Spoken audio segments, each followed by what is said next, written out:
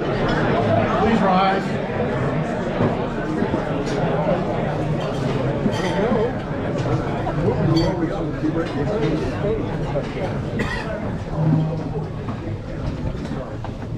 Good morning. My name is Dennis Manzella. I am the club vice president. Before we get started, I would ask that you please silence your cell phones or shut them off. Thank you. On behalf of the Pro Football Hall of Fame and the Board of Directors of the Pro Football Hall of Fame Luncheon Club, I call to order the 10th meeting of the 61st year of the Pro Football Hall of Fame Luncheon Club.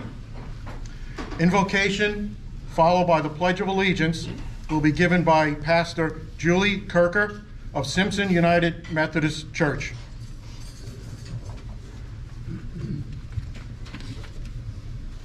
Good morning. Good morning. It is an honor to be here, especially when we're honoring Veterans Day. And to all who have served or are serving, I say thank you for your service.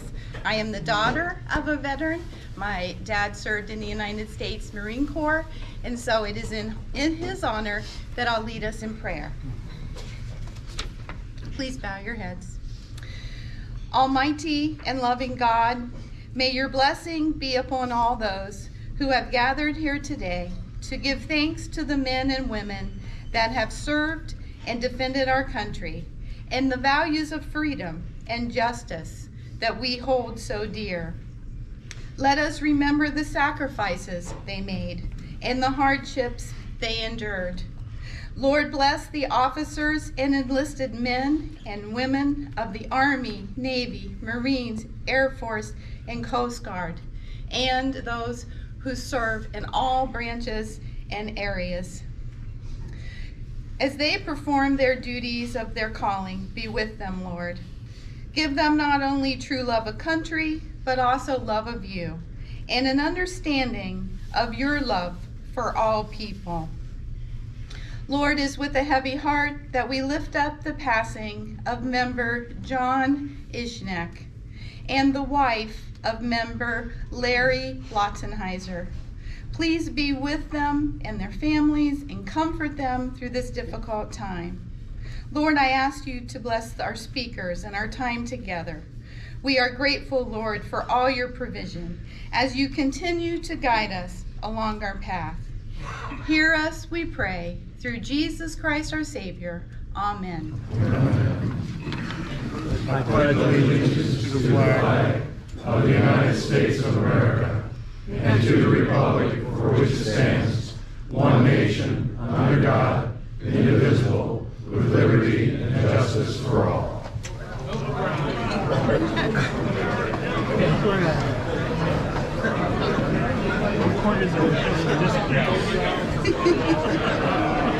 Thank you, Pastor. At this time, I'd like to introduce people at the head table. Joining us today are some active military special guests. We will introduce them individually in a couple minutes. We also have Club Trustee Doug Miller, Club Trustee Jim Evans, Pastor Julie Kirker, and to my left, your right, we have Mark Geis, head coach of football coach of the Green High School. And our guest speaker today is Don Hertler, the 2019 Ohio High School Football Coaches Association Hall of Fame inductee. And down in front, we have TJ Downing from Stark Media, as well as a club trustee. I'd like to recognize our club sponsors, Dr. Peter Ferguson, Marion Motley Memorial Fund Scholarship, All Cares Primetime Health Plan, Wilkshire Golf Course, and Liberty Ford.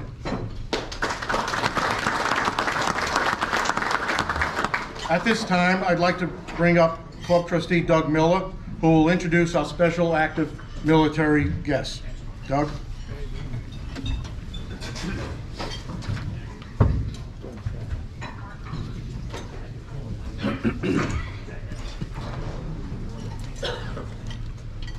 Thank you, Dennis, and good afternoon.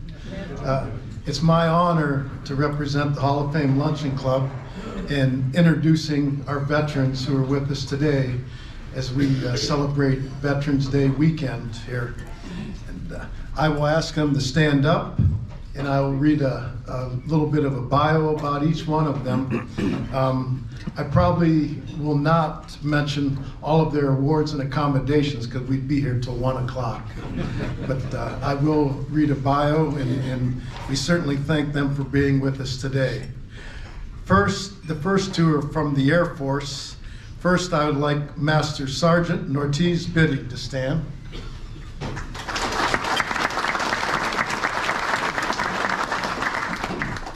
Master Biddig is an enlisted standards SNCO assigned to the Air Force Recruiting Headquarters in Randolph, Texas.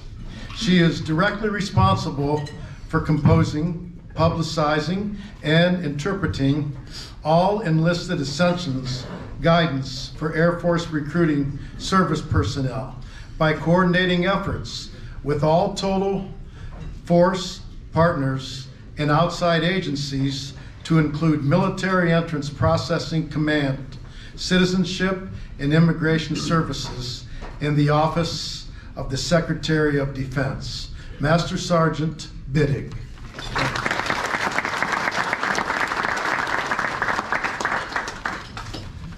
Also from the Air Force, we have Staff Sergeant Seneca C. Boomer Heron. Staff Sergeant Heron is enlisted exceptions recruiter of the 311th Recruiting Squadron and the 360th Air Force Recruiting Group in Canton, Ohio. He is responsible for filling the annual Air Force manpower requirements by engaging and inspiring highly qualified civilian applicants. His area of operation covers Canton, Massillon, and surrounding areas. Staff Sergeant Heron.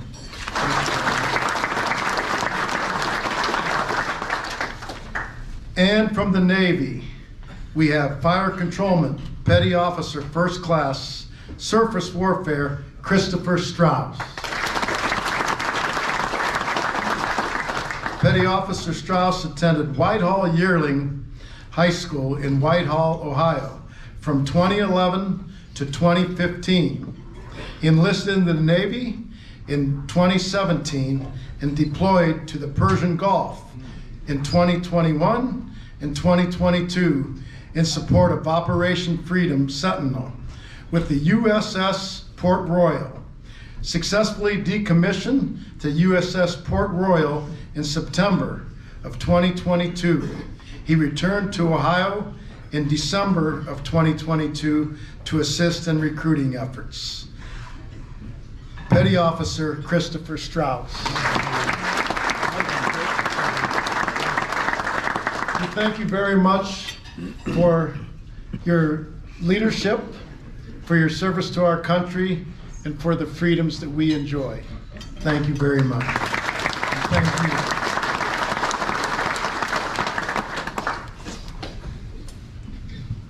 Thank you, Doug.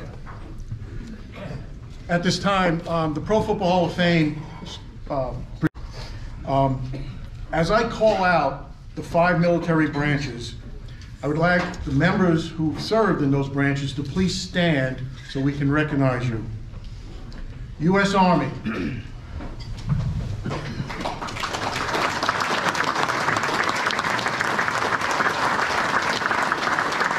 United States Navy.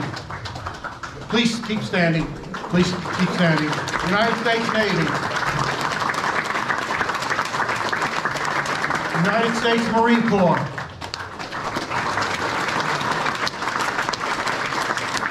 United States Air Force. And the United States Coast Guard.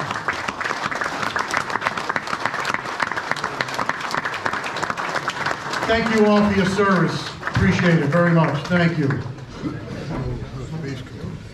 Okay, the local teams this weekend had a good weekend. The Buckeyes won, Mount Union won, The Browns had a thriller and they won. I want to also congratulate our local high school football teams, Canton South, Massillon, and Green. And they are moving on to the regional finals.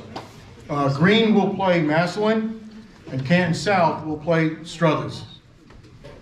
If you have not purchased your tickets for next Monday's meeting at the Pro Football Hall of Fame, you may do so after the meeting in the back. Next Monday, November 20th, we will begin selling tickets for our next meeting at the Pro Football Hall of Fame on Monday, December 4th. So let's do the raffle tickets. The prize this week is $181. I'm going to ask Coach Donnie if he would please pick the winner.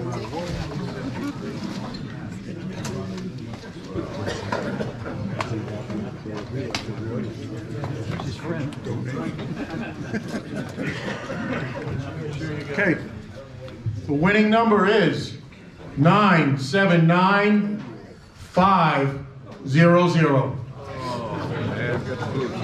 You got the blue again? 979500. And we got a winner here. Ozzy, up front.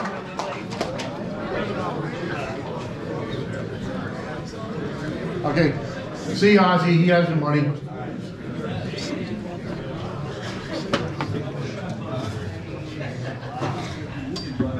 Okay, next week, our meeting will be at the Pro Football Hall of Fame.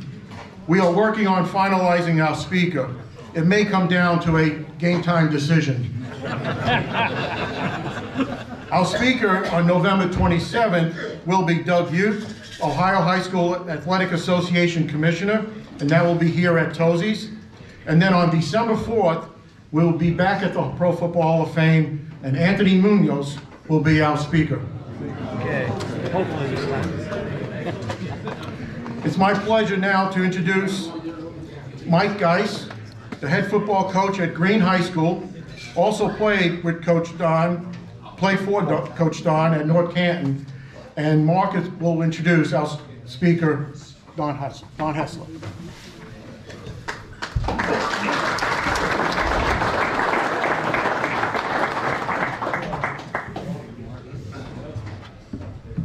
Good afternoon, everyone. First off, as a Stark County resident my whole life, a former Stark County football player, and as an area football coach, it's an absolute honor to be here with you all today. I see a bunch of familiar faces, one familiar foe in front of me here, TJ Downey, and I would like to go on the record, and I never received a thank you from TJ because my senior year, I think I single-handedly earned him a scholarship to Ohio State. Don't think I blocked him one time, sorry. Personally, I am very fortunate to have had Coach Hertler in my life for 27 years.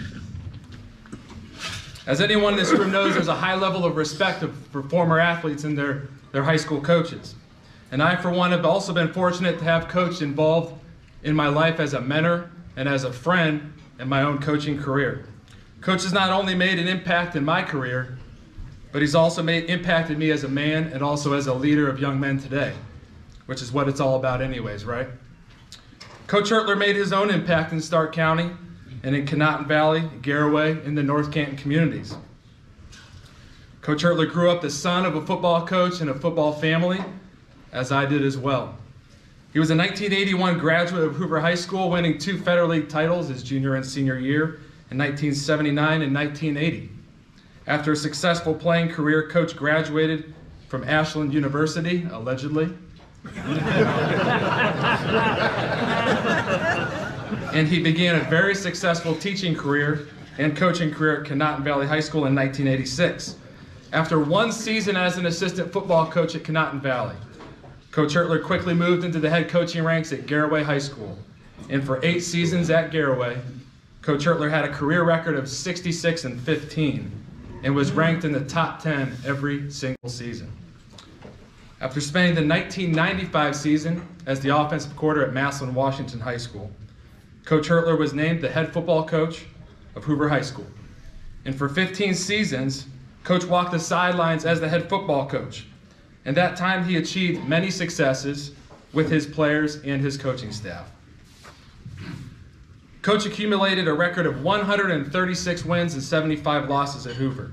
He won 8 Federal League championships, qualified 12 times for the OHSAA playoffs, advanced 3 times to the regional finals, won a regional championship, and advanced to the state Final Four in 2008, and never lost to T.J. Downing.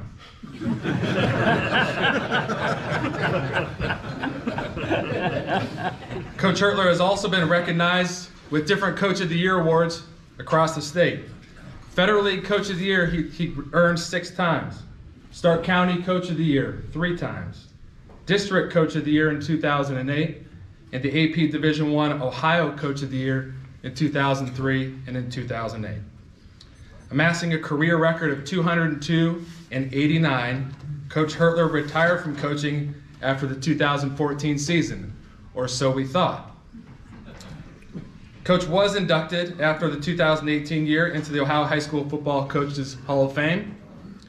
And then in the fall of 2020, he figured during COVID, why not? He took over the reins at Conotton Valley High School and took over the sidelines yet again, taking Conotton Valley to the playoffs in 2020, 2021, and 2022. Now, all of these honors and achievements are great. They're fantastic. Easy to introduce this man as a football coach. However, I played offensive line for Coach Hertler. Okay? And 23 years ago, I met him. I feel as the lone representative here, as the offensive lineman speaking for former players, I would be remiss if I didn't tell you the real truth and the reality of playing for Coach Hertler. Playing offensive line for Coach Hertler meant you probably were pushed harder than any other position group in Stark County, and I mean that seriously. He likes to tell people it was hard to play quarterback for him, but let's be honest, it wasn't even close. He would tell us routinely, I coach you because our success depends on you. We knew it by the way he coached us that he meant that. He was very tough on us, to say the least. There were going to be no shortcuts playing offensive line for him, no easy days, and every day was going to be hard, harder than anyone had it in North Canton, and we knew that. It was the truth.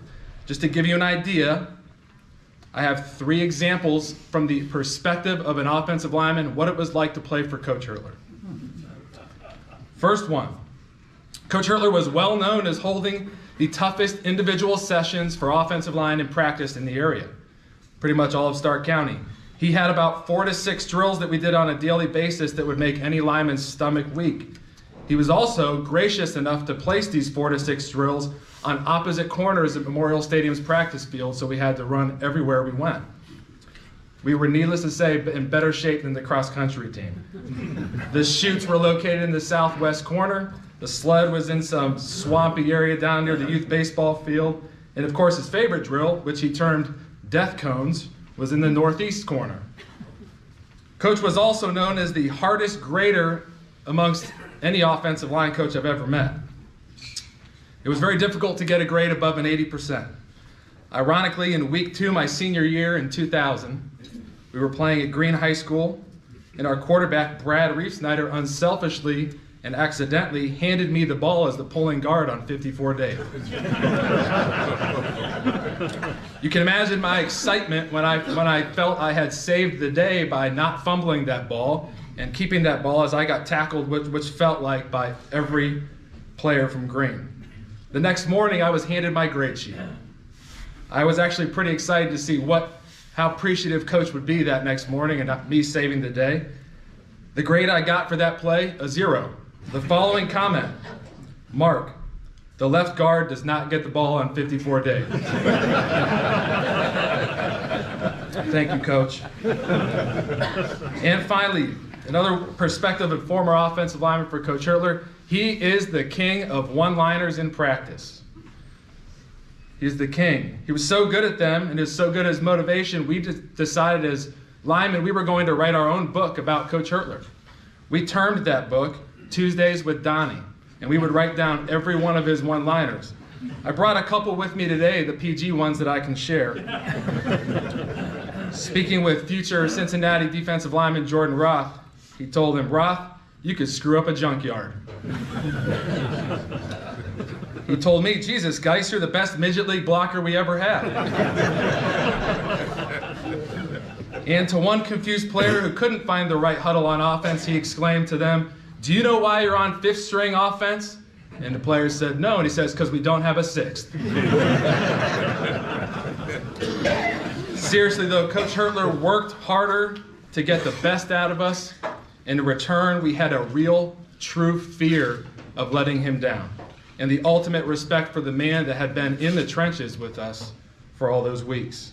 We not only knew he wanted to win, we knew he wanted for us to be the most successful we could be in the future, and that's why thousands of players to this day have been so successful after being coached by Coach Hertler. And for that, we want to say thank you to Coach. Without further ado, please welcome my coach, my mentor and friend, Coach Don Hertler Jr.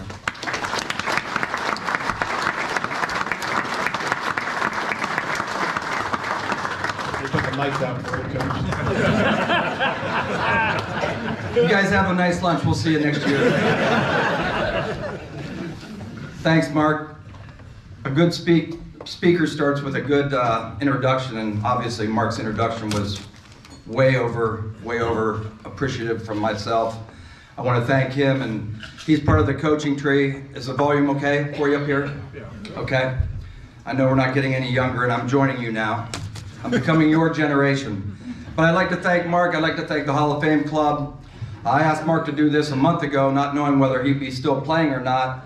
And it's a pretty busy week for him to take a couple hours here getting ready for Massillon. A couple things about Mark very quickly here is he started his head coaching career at Rootstown. And his first couple seasons, they really struggled. And we even did Mount Union together with them. And we used to hit the sled at Mount Union while everyone else just ran around and played tag. So we got the most out of our Mount Union practices. But Mark was a great captain.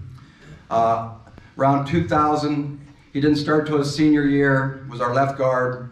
We went 8-2, made the playoffs. We beat Jackson back-to-back weeks. Sorry. Mr. Bridgeport right here, please stand up. Where my parents went to school. Mr. Jackson, all respect.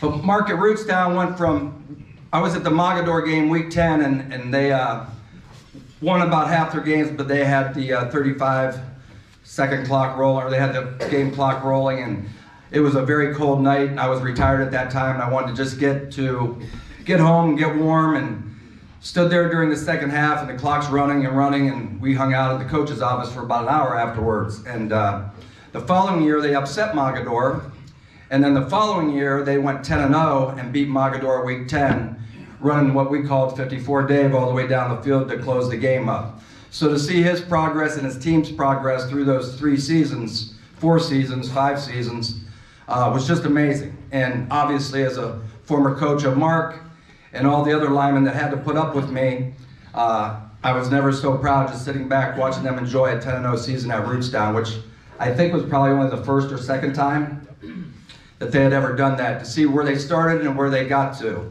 Then Mark went to Kent Roosevelt for a year, and then he got the Green job 2 years ago. So he's been in the Final 8 now at Rootstown. He's been in the Final 8. This is his second time at Green in 7 years, and trying to get a regional championship, which would put him in the Final 4 where they were 2 years ago. So what he's done at Green, not just the way he's adapted. He went to all spread, all empty a couple years ago because he didn't have backs, he didn't have linemen. And that's the year they upset Massillon and upset Hoover, actually, which is always hard for me to swallow in some ways, but I'm also proud of the job that he does. And, you know, it's sort of a win-win in that game. But when he went to the empty offense, and that gave people a lot of problems, and this year he had to adapt, and he had a sophomore quarterback playing mid-season because his senior got hurt, so he adapted back to what he was doing earlier in his career, where he was running the ball more and trying to pound the ball at people, and to beat Lake 28-0 in week 10 was just amazing. Sort of one of the 2 surprise scores of the year, I would say, that in Glen Oak over McKinley. But the job he's done on and off the field is priceless. His father, Gary Geis, was the head coach at Glen Oak High School when I was a sophomore and a junior. And Gary's been fighting, keep him in your prayer. Mark's dad has been fighting Parkinson's very badly right now, and having a heck of a time. He's been able to get to, I think, all of his games, or most of his games this year until recently. So he's got a lot on his plate right now too. But Gary was an outstanding coach, a great administrator, and just one of the nicest human beings you ever meet. So keep Gary in your prayers, because him and his family are going through a very difficult time with that. And I thank Mark for taking time to just come here and introduce me to speak here. And I hope he gets at least one more, or two more, or three more at Green. And I don't want to disappoint the people at Madison like Bud Kraft that gave me an apartment when I moved there 30 years ago, but I'm hoping the Orange and Black gets him this week. Protect the G, right, Mark? Protect the G. Also, I'd like to make a special thanks to my sister Becky and brother-in-law Steve for showing up from Columbus. Appreciate you guys. I'll get some of this stuff over with now, so bear with me. Any of my coaching friends that are here, I've known a long time. Mike Gunther, that sort of brought me in when I was a young guy living in New Philadelphia in the Dover area. Jeff Bicus did not make it, did he? I know his uncle was going to try to bring him today. He's a former player. Coach Nisley and Mike Galena maybe back there, I think. There's Mike. I want to thank Coach Nisley for being my head baseball coach, our running back coach, our offensive coordinator, and him and my father were hand in hand all those years. And he was an amazing teacher, coach, and I mention it every time I speak, he never missed a day of teaching in his 30-plus year career. I missed more in the first week at Canton Valley in 1985. Of course, I had troubles finding where the school was. My dad had to take me to the interview because I would have never found it. I would have got lost at Charlie Huggins camp and never made it. Also, I'd like to thank all my former players and coaches, and I'm so proud of my guys, of how successful they've been, and seeing them at weddings and things, and just amazing the success that they're having off the field, and how they look back and say, yeah, I sort of get what you were trying to do now. I wanted to make college, if they chose college or the work world, I wanted to make that easy for them. So I drove them hard in 2 days. I drove them hard in practice. I said, if you can make it through this, then you're going to be one step above what we had at what most people have coming out of high school. Quick example of a situation like that. I have a kid named Maddox Walter at Canton Valley. He was a group home kid. He was a foster care kid. His parents left the 3 kids behind running from the police when he was in 3rd grade. And we had a lot of those issues down there, where we had probably half the people down there. I brought peanut butter and bread when I took the Canton Valley job the 2nd time, and you would have thought I was bringing them a steak dinner. So it was really nice to get back in it, and I'll get into that in a little bit, but get back in it, and I'll tell you why I got back in it, because everyone thought I was nuts, and I am a little bit. But I really enjoyed that, and Maddox Walter didn't go to college his first year out of school. He can't afford it, and went to work making $30 an hour. And Maddox, this 2nd year out of high school, saved his money, and he's now a student at University of Toledo on his own dime. Probably I'm gonna have to get in the ROTC program to be able to afford it. But he's just one of many, many kids from that area, whether it be Garraway, Hoover, Canton Valley. The relationships I had being the good cop at Massillon that 1 year was a joy, where I didn't have to be the bottom line. And to see a kid like Maddox Walter trying to get his degree on his own, that's what football is all about, and that was what our relationship was all about. I kept encouraging him, but he had to decide to do it. And he just texted me today and asked if I'm coming up to the Bowling Green Toledo game tomorrow. So it's just a neat little story, and that's why we get into teaching and coaching for those guys, the ones that really, really need us. Most don't, but a lot do. Next, I'd like to also mention Mark Miller. Mark, if you could stand up real quick, please. Mark Miller, the former Canton South quarterback. And I have a couple stories about Mark, and then I'll get into the rest of my talk. And I just want to thank Mark, because Mark was the offensive coordinator at Bowling Green when I started coaching. And I had some kids go up to his quarterback camp, and then Mark stopped coaching at Bowling Green. And he said, why don't I bring my camp to your place? So at Garraway, we'd have a little quarterback camp. Very relaxed. We didn't touch Valley too much at nighttime. And I got to know his kids, his 3 boys, and his wife. And Mark we'd just have a great quarterback camp. His talks, his lessons, in life in between the sessions were unbelievable. Mark was a big FCA guy, but the one story I want to share about Mark Miller is this. He was obviously the brother of the baseball coach, Tim Miller, who can't be here today. And then he played for Red Ash in basketball. And I always tease him, I said, I can name your starting lineup because I was blessed enough that my dad would take me to the Civic Center every single year because he worked it. And I got a chance to see Mark Miller, Kevin Mears, Wayman Burks, Victor Watkins, who was my favorite. No offense, Mark. He could jump. Yeah. And then one of the Ash boys, correct? And that was back when basketball was unbelievable with the McKinley, the Canton Souths, and got a chance to watch all the people come through the Civic Center. The Barberton teams, the Central Howard teams, the McKinley teams, the Hoover team that went to state. But all the way through, just to have a chance to watch all those athletes, the Cathedral Latins, the Youngstown Reigns, just so many great, great players. But Mark always gave that message that he wasn't going to play football his sophomore year. He was not going to play football. He was going to play baseball and basketball for two legendary coaches, and they finally got him to go out for football, and he shared this with everybody about the importance of 3 sports and not just being a one-sport guy. Football was his least favorite. Canton South had a very good senior year, thanks to Mark and Greg Williams and some other guys. And at the end of the day, Mark's telling our kids at camp, he said, you know, I didn't even want to play football. I get a scholarship to Bowling Green. I start at Bowling Green. I get drafted by the Cleveland Browns. I'm supposed to be the quarterback of the future after Brian Sipe. And he goes, at the end of the day, the sport I did not want to play, and maybe wasn't even there for the first day of playoff, or first day of two-a-days. He said, but at the end of the day, look at our campers, he said, I wasn't running out on an NBA team being 6'3". I was a 6'3" shortstop, probably wasn't going to be a big leaguer. And the next thing you know, I'm running out with the Cleveland Browns. So just another great example of his resilience.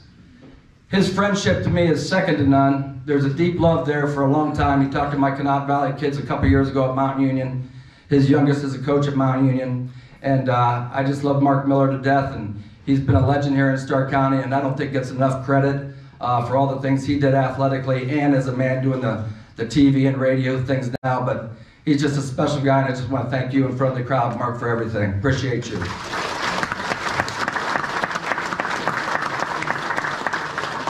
And then in closing with Mark, he got cut by the Green Bay Packers on probably a Monday. And my dad retired on that Monday or Tuesday from coaching. I was a senior.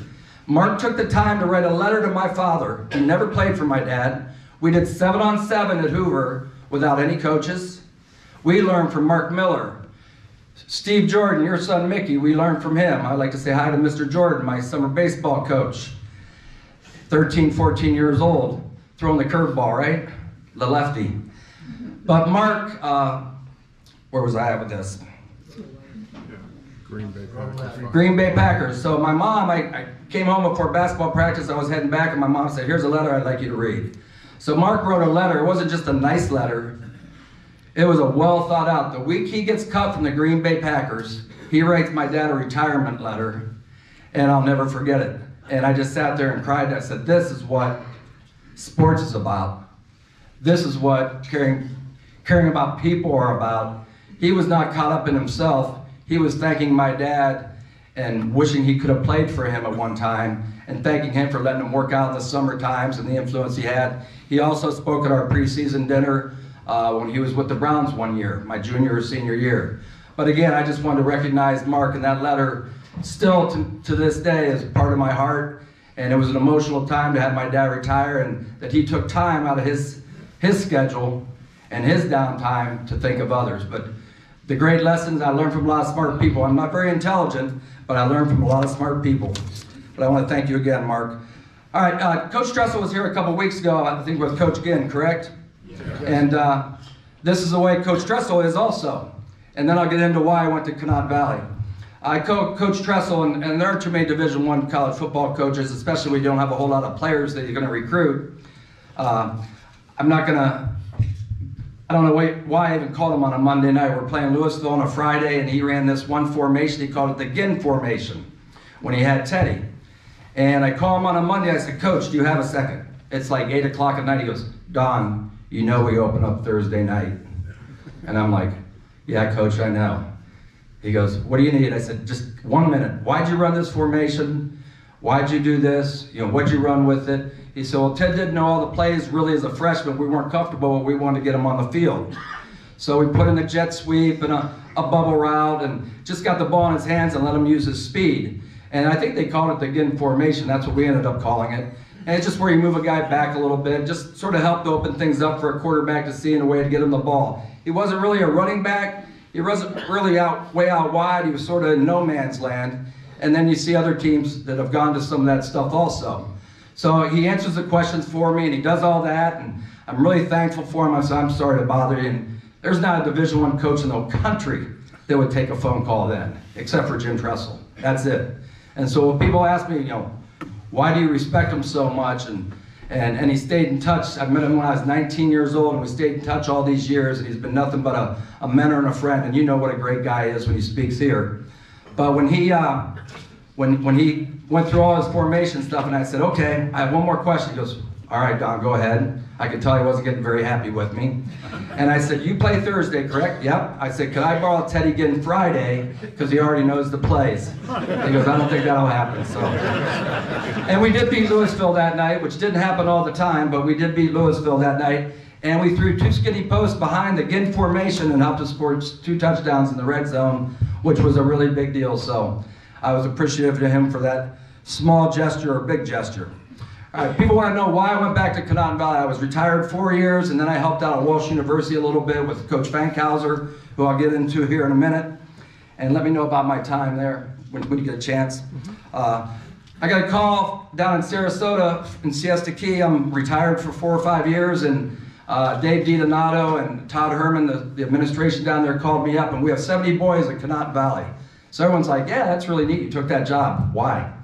And I said, well, I started my career there. I had one teaching job coming out of high school or college. It was Canton Valley. And Mark was close. I was there 2 seasons. We went 8-2 and 10-0.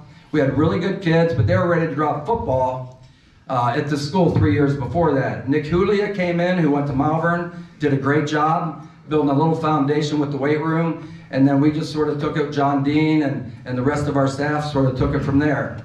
And when I got this call about going back, I knew I was going to be coaching some of the players' kids that I had if I went back. And I told him, I said, I'm not interested, but thanks for the invite.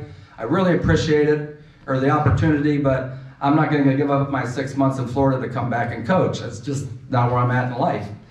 And I never stopped coaching during those 4 years. I just coach more off the field now and get a chance to go around and watch different practices and any kids that need extra help off the field and during their lives. That's the way we coach. So coaching more life now than the game of football, which is fun but tough. Fun but tough sometimes to help these guys out. I wasn't blessed enough to have my own kids, so these guys are my own kids, and that's the way I always approached it. Pretty much the Perry Reese motto. Perry Reese was one of my great mentors, and from Berlin Highland and from Canton, and I pretty much got that philosophy from Coach Reese. So they said, why? You know, they said, we don't care if you just come here for 6 months. You're here from June till the end of the season. After Thanksgiving, we're good. So I said, well, let's talk about it. And they hit the fracking gold mine, so they have all sorts of money. Unbelievable facilities. It's right across from Leesville Lake. They had not had a winning season since 1995. And we have, like I said, 70 boys in the school in 4 grades. There's not a whole lot to pick from. So you hope that they all want to play. And it was a great experience that way because I had some kids who were really hungry to learn and play.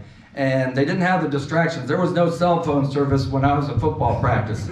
So I didn't have to worry about answering the phone, which was really nice. But we took these guys and they hired me good coaches that could be there in the off season. And all our kids played 2 and 3 sports, mostly 3. And even some of them 4 and 5 sports. They played 2 sports in the same season, which could be a little frustrating when you're a football golfer. That was a little tough at practice sometimes. But we did our thing there. We had winning seasons. But more importantly, I think we changed the pride. The school's always had a lot of pride. How it has not been taken up by other big schools, I'll never figure out because it's such a small school, but it is a beautiful place out there now with turf fields, baseball, softball, a bowling alley at the school. They built this rocket center. And so it was an exciting time for those people. And the first thing I walked into was one of their former players died. So I walked into my quarterback's brother who passed away. And really my first time meeting most of the people was at a funeral. And so I found out, right away, getting to know people and being through that process and being able to coach kids that I had their parents in school was very, very special, and then along with all the other kids. But they were appreciative of anything you did for them. And there weren't many entitled kids, and it was really enjoyable to do that, and I wanted to have some fun and not feel the pressure and just try to make them have a little more pride in their school athletically, because there wasn't. They weren't winning in anything, and I think we started to build that, and hopefully Derek O'Hara, the next coach, will be able to take that to the next level in the next 5 to 10 years. It's going to take time. There's just no housing out there. That's the problem. You've got great facilities, there's nowhere to live. But they do like to hunt deer, and they're getting all the deer they can get. They love to hunt and fish. So I took that job during COVID years, so we had COVID for a couple seasons, with that stuff going on, and then the last year, unfortunately, we went up to the northern region, which was a little tougher. And one goal was to win a playoff game. The school's been in the playoffs, but never won the playoff game, and we didn't accomplish that. So I'm hoping that Coach O'Hara is able to do that coming up soon. And I was going to talk about something else, but I'm going to skip that a little bit. My coaching tree, and that's what I'm really most proud of. Not just the head coaches, but the assistants. And if I went through all the assistant coaches I have, it would take me all evening or all afternoon to speak. But Coach Geis, number one, has done a fantastic job. And it really makes it special when you can call guys and give suggestions or just be there to listen to them vent. I feel so bad for my dad as I'm driving to practice now, my late father, that he had to hear me bitch for 30 years before he passed, or 29 years. And I didn't realize how much I would complain during the week, our Wednesday dinners, and he was the one listening to all those stories and me being frustrated at times. And he said one time, he said, well, you spend way too much time practicing in the red zone on Wednesdays. Because we didn't always have the biggest guys, so we'd have to throw the ball a little bit more, especially at one time. And he said, you need to get those guys off their feet. You spend too much time in the red zone and 10 zone and the goal line pass. And we did it every week, every Wednesday. We'd have sort of a walk through with our goal line, and then we'd move it back, and we'd work on 3rd and long and 2-minute drill. But the main thing that time was really working on passing game when we got down in there deep. Situational passing stuff, goal line passing things. So week 11, one season, the year we made the finals 18, or final 8, I'm sorry. We're playing Toledo St. John's at home, first round of the playoffs, and they were good. We were the number 1 seed, and they were the 8th seed, but they were good. They had a new house, or they had a center that played at Ohio State. He's been in the pros, but they were just big, athletic, and they were a very good football team. And we're losing 16-0, first round of the playoffs at home. 4th quarter, people were starting to leave. Well, we scored a touchdown and went for 2. So we used one of those plays that they had never seen in our red zone that we practiced all year. And then we scored the last play of the game and had to go for 2 to tie the game up. Our guys executed that. Jared Wackerly, our quarterback, had a really bad first half of the game, and he'll tell you that. And then he didn't miss for the next 5 overtimes. So we play 5 overtimes in this game, so everything's 20-yard line in, so it's all red zone in. So we're running pass plays, and we're running plays that no one had seen for 10 weeks. And he finally came down out of the stands, and sometimes he'd come in the locker room for a little bit way at the end and work his way down there. He said, well, I guess I'll say you never practiced red zone pass too much because you used them all up tonight. So preparation was all about. I wanted my guys to be prepared. If I was going to ask them for 100%, that's all I expected them to give me, was 100%. John Fankhauser, my coaching tree. Is Joe Tracy back there? Did you sneak in, Joe? Yeah, he's speaking here in a month or so. Joe's one of my best friends in coaching. Every time Joe, I'm going to skip over to Joe since I see him smiling back there, and then I'll talk about Coach Fankhauser. Every time Joe would, he coached 27 years of college football all over the country, from South Florida to Central Michigan, Cincinnati, UCLA, you name it, he coached it. And every time he came into town, he would stop and see my dad. Not once in a while, every time. If he had 15 minutes to a half hour, he would stop and see my dad. And I met Joe in my dad's office, or in my dad's hotel room when he was with Ace Reconditioning. I met Brian Cross that night, J.D. Graham, North Catholic, who was the president here, Joe Tracy, Reno Sakash, Bob Cummings Sr. was still alive, who I had great respect for, him and his family, and young Bobby and I are great friends. But Joe's been my best friend in coaching and was always there for my dad, and didn't have to be. He was on a busy schedule. Coach Fankhauser at Walsh University. That guy works harder at a job than I've seen anybody work at a job. He's at a Division II college, university. He's carrying bags, he's coaching the kickers, punters, all special teams. He doesn't have anyone to handle his paperwork. He does it all. And he's in a tough place to really win because of the number of scholarships and what it costs to go there. But I'm really, really, really proud of Coach Fankhauser. He played for me at Garraway, started 4 years, played for Trestle at Youngstown State, and then coached there, and was at Walsh University for a long time under Coach D and some other people. And they're trying to get over that hump to get the wins coming a little bit more, but he treats his kids great. He can't pay his coaches a lot, so he's got a tough gig. And that's where you find out how important the administration is and the people you work for. And that's what happened everywhere I've been with Mike Galena at Hoover. And everywhere I've been so blessed to have great administrators. When I'd make some mistakes, they were there to back me, and they were there to help me. And I'm very blessed with those guys. Also, AJ Sarbaugh at Fairless is doing an outstanding job. Another guy that played for me. Just doing a tremendous job at Fairless. Has taken a school that didn't have any football tradition, or very little football tradition, good tradition, and he's made it very important to them, and he's doing a great job. Tim Goodman, who's the head coach at Alliance High School, is another one. He was a freshman coach for me, and then Coach Baum took over for me, and he moved up as the coordinator. And they had a lot of injuries at Alliance this year, but he did a great job at Alliance. He's doing a good job at Alliance. It's a tough job. A couple guys in college, Austin Appleby. He's the wide receiver coach at University Alabama Birmingham, UAB. He's working for Trent Dilfer there. So he's a wide receiver coach. A young man named Weston Zernicle, who played some special teams for us. He was at Ohio State in player personnel, and now he's at USC in player personnel. Whatever player personnel means in college, I'm not sure, but I'm sure he's very busy.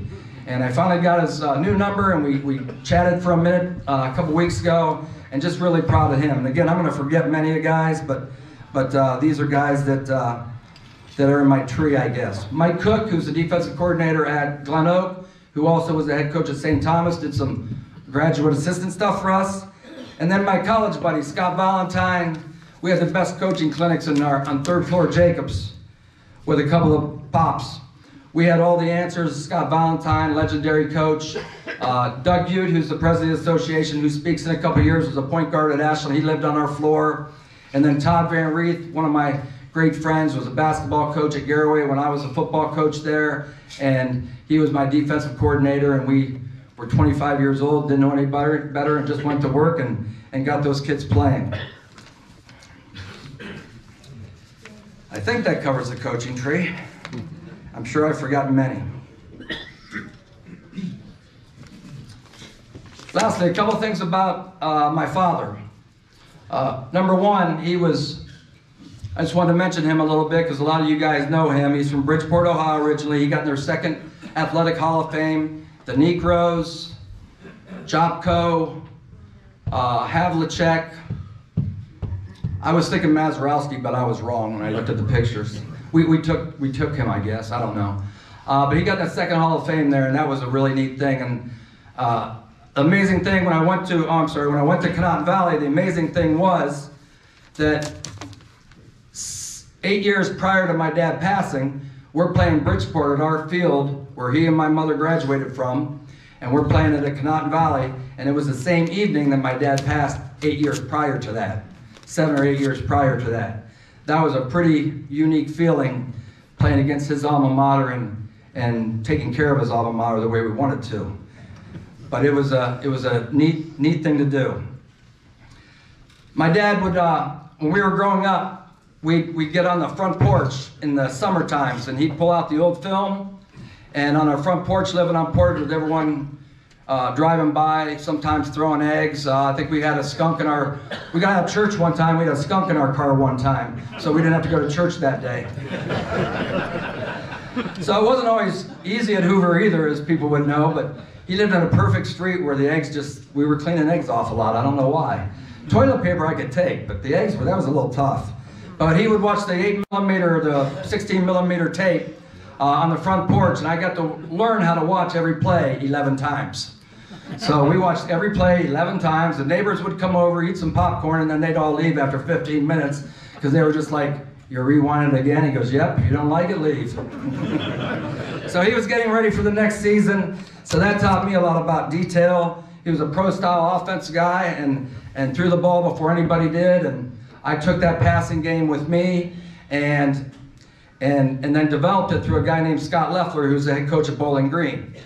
Scott Leffler is from Barberton, Ohio, and Scott was, he's been all over the country, and for 15 straight spring breaks, I would take 4 days and visit Scott Leffler at Central Michigan, Florida, University of Florida with Tebow, Virginia Tech, Auburn, Boston College, Temple, Detroit Lions, and I'm probably missing a couple places he was at. Super smart guy, and he would stay up with me till 2 or 3 in the morning talking football. That's why he's on his second marriage. And he would sit there, and he's got spring practice at 6, 7 the next morning, and he would spend all this time teaching me pro and college concepts that we could develop at our Hoover program that were really, really good things that he was always a little bit ahead of the high school game, so I was able to learn from him. Again, I'm not the smartest guy, but I was smart enough to go learn from a guy who was really sharp. I'd watch tape, I'd say, "I like this play or concept," and it would take him 2 hours to go over one play and one pass play, and then he'd go over protections. And so I'm really hoping Scott can finish well at Bowling Green this year. He's trying to do it the right way. They have a big game with Toledo, and so I'm really hoping Scott does well. I talked about, Thurman Munson's story. I'm not sure how accurate it is by the end with my dad, but my dad, before Coach Nisley took over, was the head baseball coach at Hoover.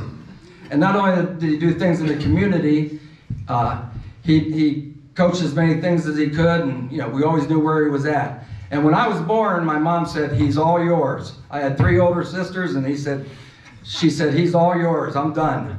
And that wasn't the case. My mom took really good care of me, and she did what she needed to do, but I think she was relieved to send me to the park with him because he always had time for me, except during football.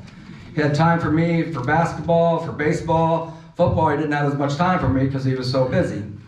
But a baseball story he used to tell, which I think really hits home with this group, is playing layman when they had Thurman Munson catching, Joe Gilhausen in center field, and Jerome Pruitt, maybe one of the hardest throwers ever to come through this county, at least till recently, was a great, great pitcher. And I think the score was 0-0 in the 6th or the 7th inning. And the first guy gets on base, he gets walked. And my dad goes down to the batter, down by Thurman. And my dad used to say, you talk to Thurman like a grown man. He's just one of those guys, you can sort of say anything around him, and he just sort of look at you with that scowl and just be Thurman. And so my dad told the batter, he said, "We're going to steal first pitch right in front of Thurman." And Thurman just sort of looks at him and rolls his eyes and whatever. And I'd imagine it was a fake bunt steal. So he probably thought Thurman in his head, "Yeah, if they score off the bunt, I got to get out of here and get the bunt." Well, he never got the transfer out, so he never threw the guy out at second. I think they bunted him to third, and I think they squeezed him home and won 1-0.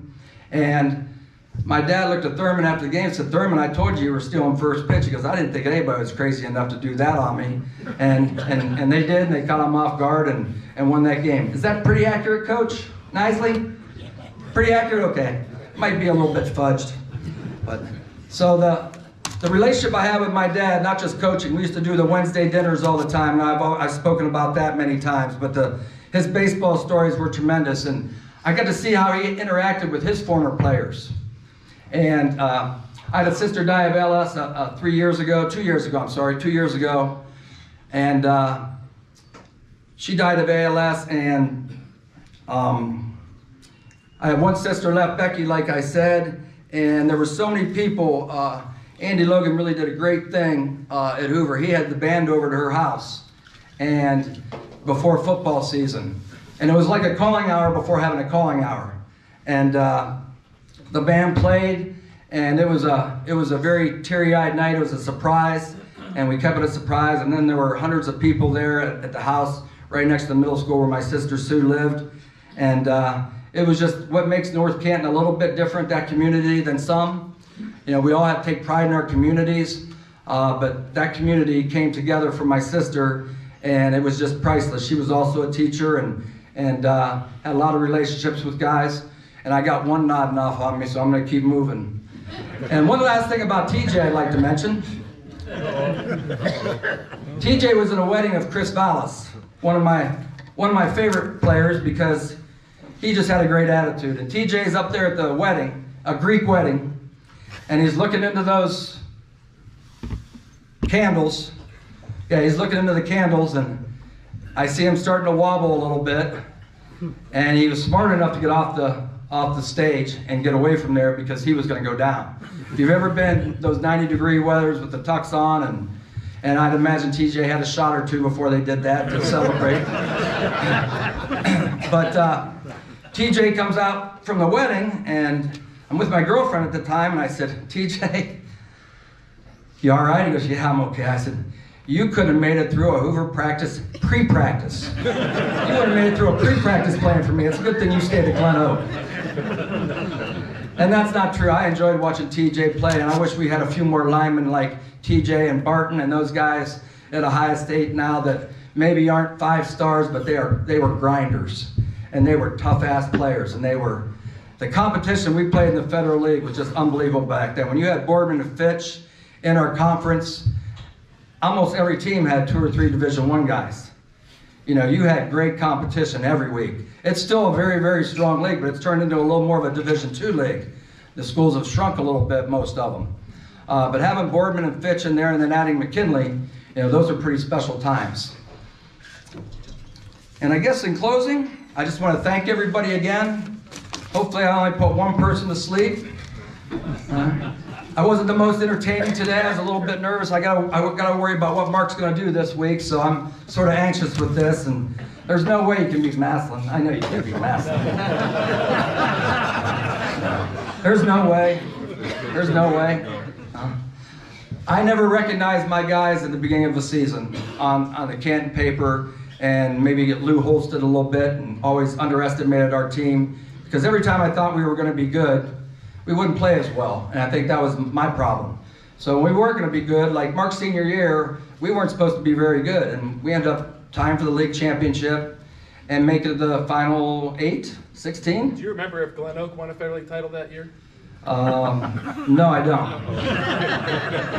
Everyone remembers that. I'm glad you're here, TJ. And it is an honest to God's truth. He earned a scholarship against us. We could not block that guy. We didn't get a first down second half. I don't know how we won the game. We did not get a first down second half. And they had Fox, and they had just guys, you know, just had guys. And sometimes the ball rolls your way, and sometimes it doesn't. But at the end of the day, the wins and losses don't really matter. It's our relationships. It's giving each other a hard time. And the last thing is, I want to thank this Luncheon Club, because you are the ones that make Stark County sports and football more special. This group, and I know the attendance isn't quite as good since COVID, but this group is the foundation of everything that is done in Stark County. And I want to thank all of you, gentlemen, for being patient and for keeping this club going, all the people up front here. I want to thank all of you, because you are the foundation of what Stark County football and athletics are all about. And we need to get that transferred to my generation and lower, and keep this program going, because this is such a special place to be in, a very, very special place to get a chance to share a few things with you. Just want to say thank you very much.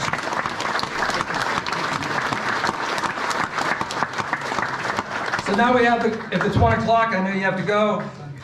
I learned that from Coach Tressel too. I learned a lot of things from that guy. All right. Anybody have any questions? Yes. Yes. Do you realize that Green is undefeated versus Maslin? What, they're 1-0? Well, what's that? They're undefeated. They're 1-0 against them, correct?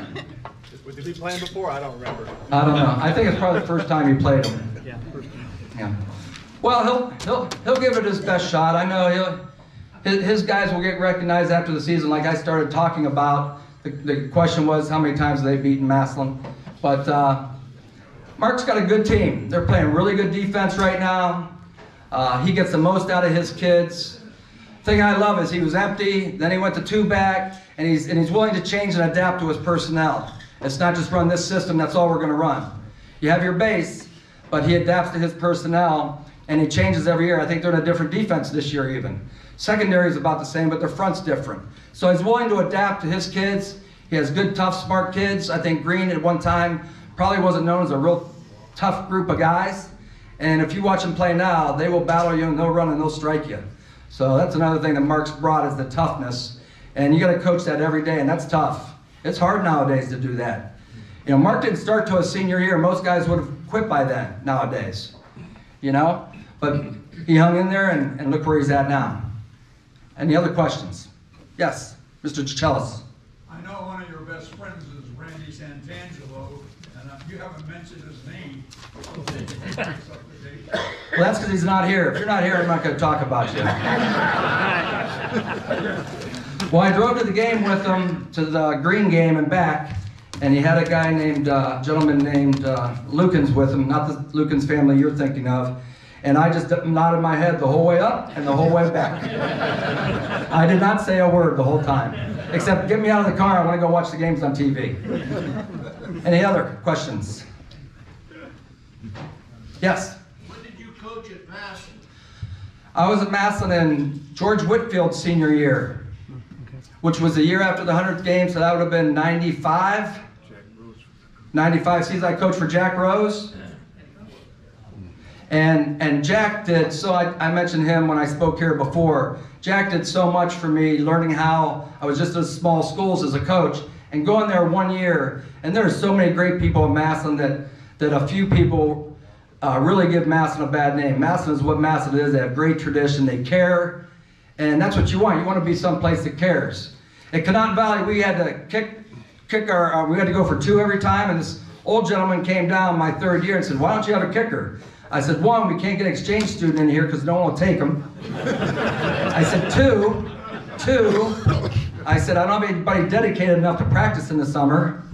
And 3, I said, I won't get into that because there is some math involved where you only have to make it half the time. And it's not like an extra point's automatic as we saw at the Browns yesterday, even in the NFL. But, yeah, just the 2-point play thing. This older gentleman came up to me and asked me, he said, he came in the locker room after practice. He said, why don't you kick extra points? And I told him why. And he said, I said, I'm really glad you came. My coaches were a little worried. They're like, what's this guy doing? He's watching his kid at youth, or grandson at youth football every night. And I said, I'm just glad you care enough that you ask me questions.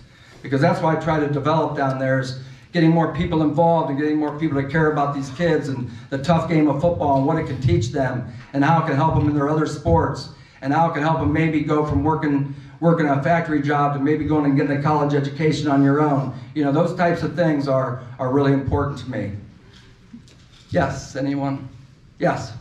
Just a comment. If you realize that there's very, very few families that can be called legends.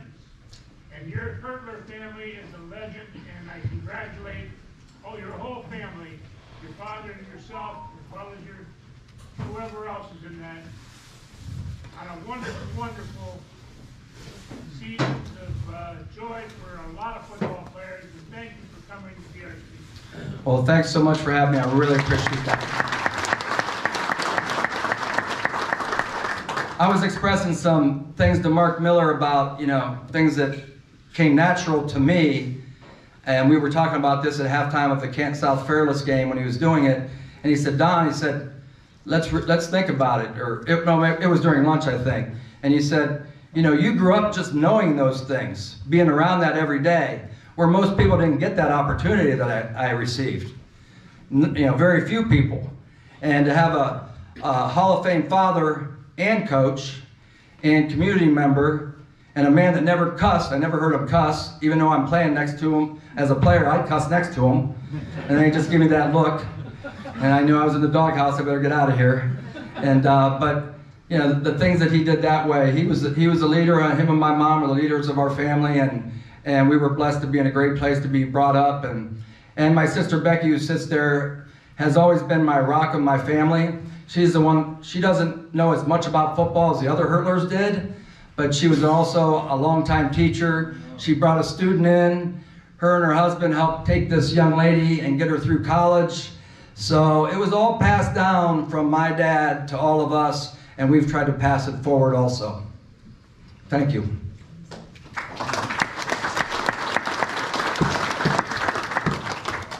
Anything else? Yes? You had the greatest line when you were getting interviewed in 2010 about you're going to be playing Cleveland St. Ignatius, and they said Chuck Cowell recruited from 5 different counties, and you said that you recruited from 5 different neighborhoods. Yep.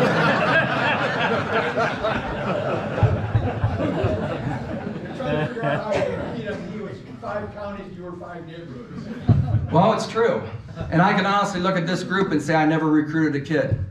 Didn't believe in it.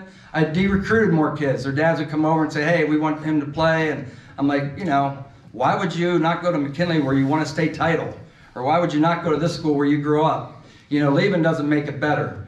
And we had a couple move-ins, you know, that did move in, but never ever once did we do it that way. And that's just the way we did it. We took the best of what we had, and we did the best we could with them. And Brad Rieschneider, who was a quarterback for Malone and for Mark Geis, as a freshman, he had it all figured out when he was going to be the quarterback. He figured out by his junior year he had a shot to be the quarterback. And one thing I always tried to do was make every position competitive. And a lot of times now you just say, hey, this guy's here and this guy's here. And we didn't make that stuff up before we started. And we'd always find diamonds in the rough during the first day of hitting. We'd find guys that no one ever knew about. Jeff Bickus was one kid I was going to talk about if he was here today. And I will mention Jeff because he was on our team that didn't beat Massillon at Massillon after we made it to the Final Four the year before, his senior year. And Jeff Bickus got mono really bad mid-season. And he was a kid that didn't play much until his senior year. He was a strong safety outside linebacker. And he brought us that energy we really needed because he was so hungry to play on Friday nights. Where we had some guys back and they weren't quite as hungry. They looked hungry, some of them got a little heavy, but they weren't hungry anymore. So, and people may want to know an Eric Howard update. It's not something you want to talk about. People don't want to talk about it. It's almost like, you know, you read the papers and the all decade teams and all this stuff. And, you know, I know Eric probably as well as anyone knows Eric, and I'll be going down and see him in Chillicothe here in a week, and I'm still in touch with Eric. And the Eric I knew at my house, the Eric I saw in school, the Eric I saw in football was not the Eric that did the things they said he did. He got 30 to 32 years, and I'm not going to get into all that right now, but